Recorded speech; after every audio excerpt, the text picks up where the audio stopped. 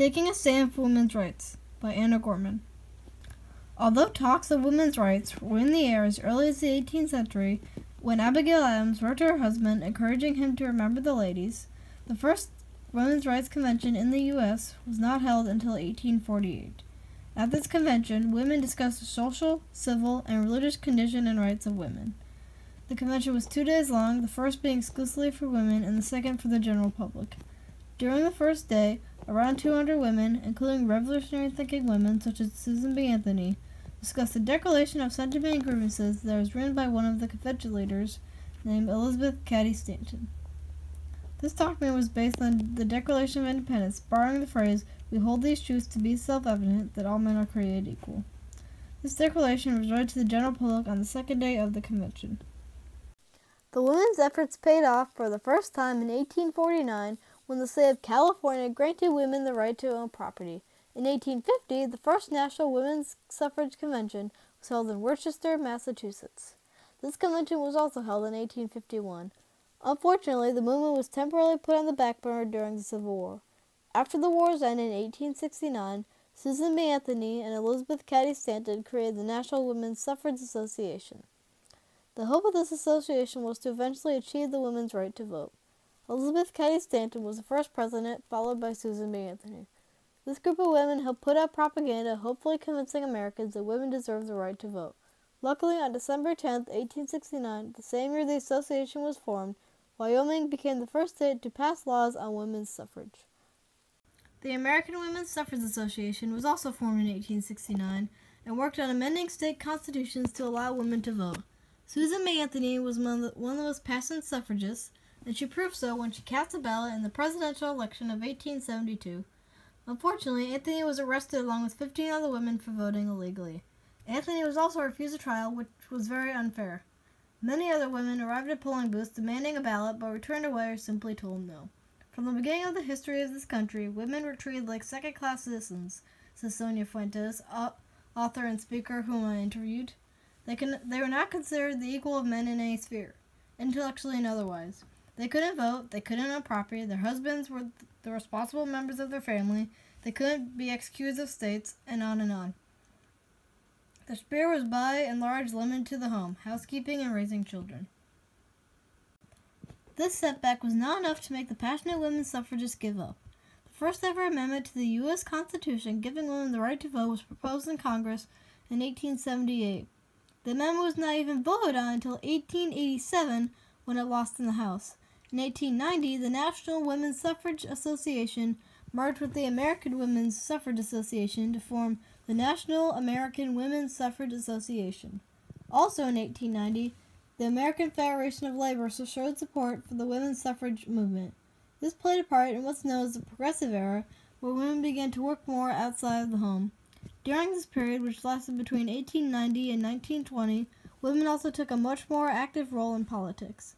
In 1895, the National American Women's Suffrage Association disassociates themselves from Elizabeth Cady Stanton after she published her book, The Woman's Bible.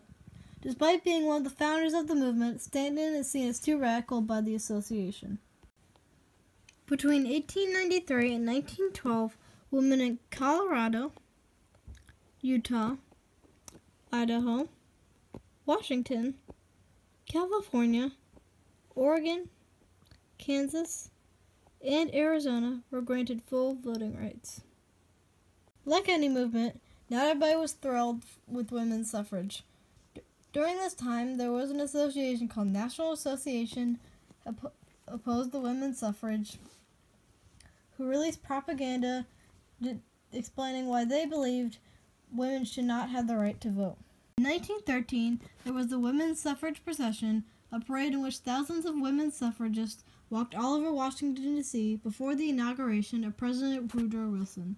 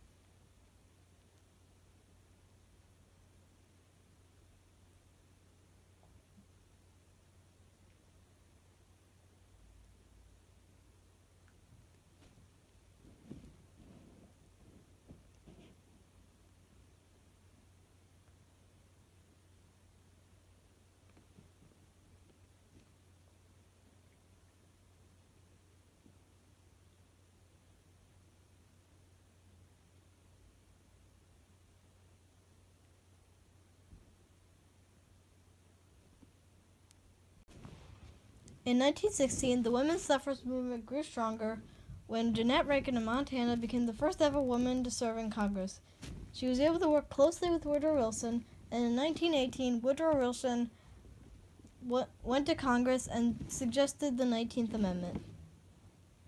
Congress finally passed the 19th Amendment, and it was sent to the states for ratification. And, finally, after decades of work and effort and taking a stand, the 19th Amendment was finally passed on August 26, 1920. Because of this, women could no longer be denied the right to vote solely because they were women. This passing of the amendment was a cause for celebration. This amendment was vital to our country's history. Because of this amendment, women are now allowed to vote and take an active role in politics just like their male counterparts. This is very important because in times like today, every vote in an election counts. It is extremely unfair that someone is denied the right to vote because of something they cannot control, such as gender. Finally, the 19th Amendment caused a great shift in how women were perceived. Not only did many women feel empowered to finally go and get jobs and educations, but also many people also started to see women as more like leaders, just as men were seen for many years.